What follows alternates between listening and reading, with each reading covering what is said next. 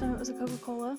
This time it's Dutch Brothers. This lighting is making my hair look nicer than it actually does. You see the frizz? No, you don't. With a frizz? No way! Hi everybody, it's Kayla and welcome back to another video. Today we are going to be talking about all of the books that I read in January and all of the books that I want to read in February. I can't believe January is over and February just began. I'm really bummed because it was like intermittently snowing the last couple days and I was really hoping that I could like get a little clip of it, maybe turn the camera around because my window's right back there, but it all melted.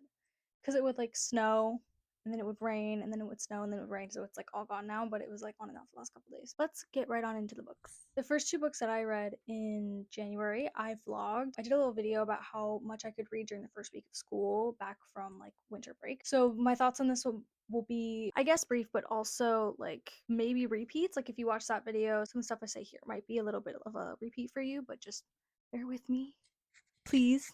Also, when I leave frame, I'm going over there to read my notes because I can't remember all this stuff. So the first book that I read in January was called The 7-Year Slip by Ashely Poston, and what a way to start 2025. Like this was a really, really amazing way to start the year. And I kind of was sad. First couple books I read were like really good, and then the next couple were like mid, which was really sad.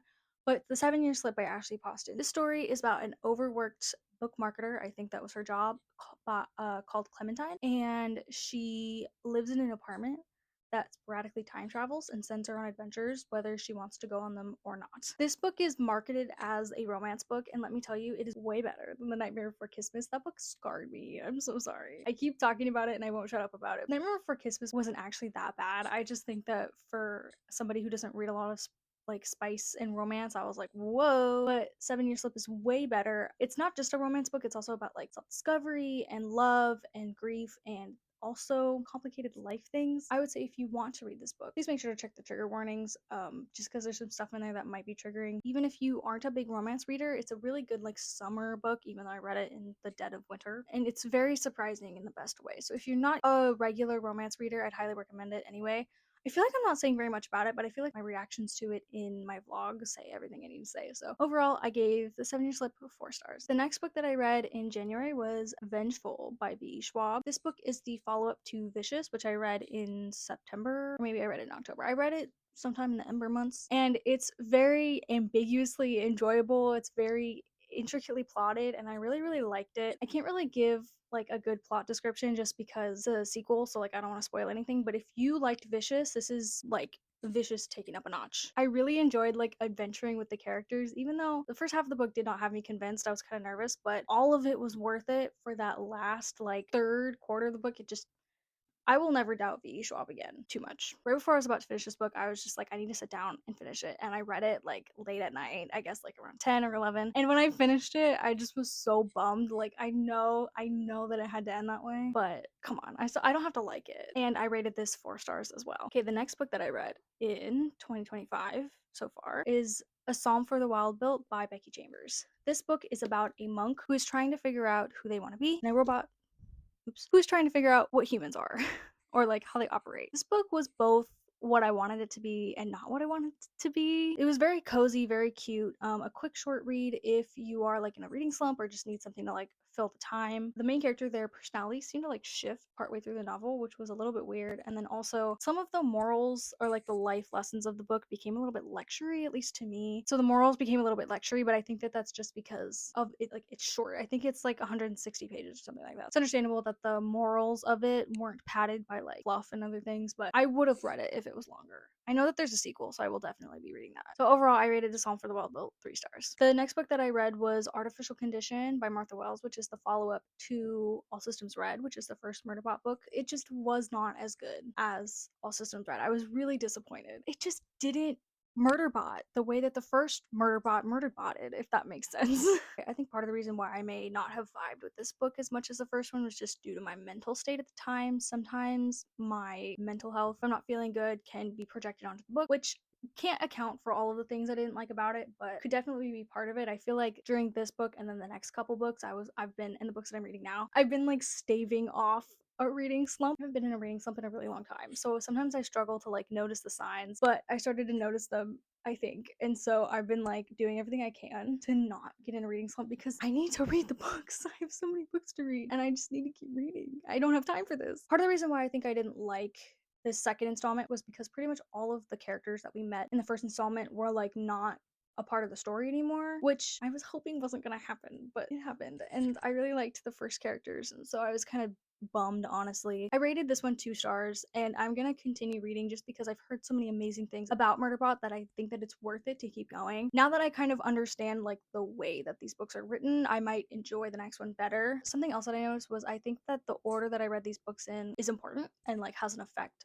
on my impressions of them. So like for example, I think that A Psalm for the Well-Built and Artificial Condition, reading 2 short books about robots back to back, maybe not the best idea, just because they're similar but they're very different. And so I think I maybe have like burnt myself out very quickly on this like very specific type of book. So maybe next time I'll try to pay attention to that and like intersperse different books back to back so I don't like get sick of reading the same thing over and over, because individually they were great. I just think that back to back was not a good choice for planning me, you know what I mean? Which is not to say that I wouldn't recommend these books. I just wouldn't recommend reading them back to back. That's all I have to say. One final note. So if any of you follow me on Goodreads, which you totally should, it's linked below, you'll see that I read 5 books. And I only talk about the books that I read for fun on this channel. I study English for college, so I read books, obviously, and I'm not going to count them. They count towards my reading goal for like my reading goal overall, just because if I'm going to put the effort in to read and study these texts, I'm going to count it. But I'm not going to talk about them here just because I don't want to. So if you look on Goodreads and you see that I've read 5 books so far this year, even though I just only mentioned 4, that's why. Moving on to all of the books that I want to read in February. First book that I want to read in February is The Angel of the Crows by Katherine Addison. This is the book club book for March, or the book club that I have with my friends. And I've started it and I don't like it. And I'm really bummed because it has all of the elements to make a book that I like. And it's just so annoying right now. And I tried to listen to the audiobook. The audiobook is more annoying, so it's just not making sense right now. But I'm gonna try to finish it just because I try to finish the books that we read for book club just because I want to. I don't know. I don't really have reason. I just want to be able to talk about the whole book. Also, just to give it a chance, you know. This would definitely be a DNF if I was reading it just recreationally. Something I was kind of laughing about while I was writing my notes was like, at least this is engaging my emotions in a way that Artificial Condition just didn't, even if it's negative emotions, you know? So there's that. The next book that I want to read in February is Misery by Stephen King. You may be wondering, Kayla, Stephen King, usually a Halloween book. Why are you reading it in February? First of all, I can do whatever I want, so there's that. Second of all, so this was the book club book for like October or November. I had to fight the library hold list to get this book. I was on hold for it for like months. I just got it, so I'm gonna read it. Even if it's not February, or even it is February, even though it's not October, even though it's not a high priority item on my TBR, I'm going to read it. And it's actually not bad so far. One of my tactics for like staving off a reading slump is reading 2 books at once. So like switching between each, this and The Angel of Crows every day. Today is a misery book day, so it's kind of working so far. It slows down my progress, but I don't know why it works. It just does for me a little bit. So hear me out. Is this a Christmas book? Yes. Again, am I going to read it in February?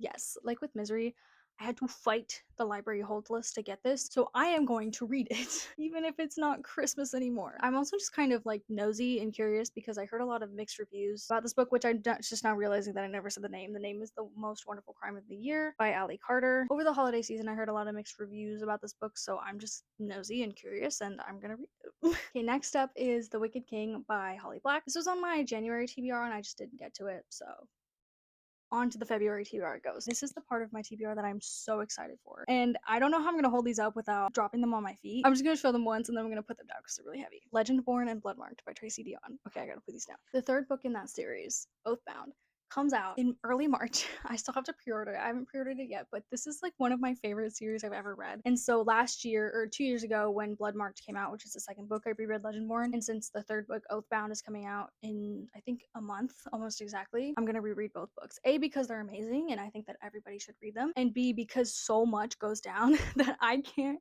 I've reread Legendborn like 3 times at least. I think I've read it a total of 3 or 4 times, and I still don't, like, I can't remember everything that happened in it. I enjoy it every time, so I might as well reread it. I might just skip to that part of my reading TBR and skip all those other books if the other stuff isn't good. If you take any recommendation from me on this channel, please let it be Legendborn. I do not hear enough people talking about this. I've been seeing more hype about it recently. I need everybody to read it and everybody to love it as much as I do. If you are a fantasy girl or person, you don't have to be a girl, anybody, you will love this. You will. What was the promo tag on it? I heard somebody describe it as like, oh yes, there it is. Ashely Poston.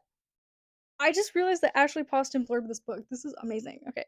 She's the one that said perfect for fans of Cassandra Clare and Kirsten White, which Cassandra Clare is like the best comparison to this. Like, I think that's why I love it so much, because the plotting, the way that Tracy Deonn plots her books are just so insane that you just kind of got to put your life in her hands and go with it. And I love it so much, and you can tell that I'm so excited. Thank you so much for watching my video. Please make sure to like and subscribe if you'd like to see more of my content in the future. And thank you again so much for watching, and I will see you in the next video. Bye!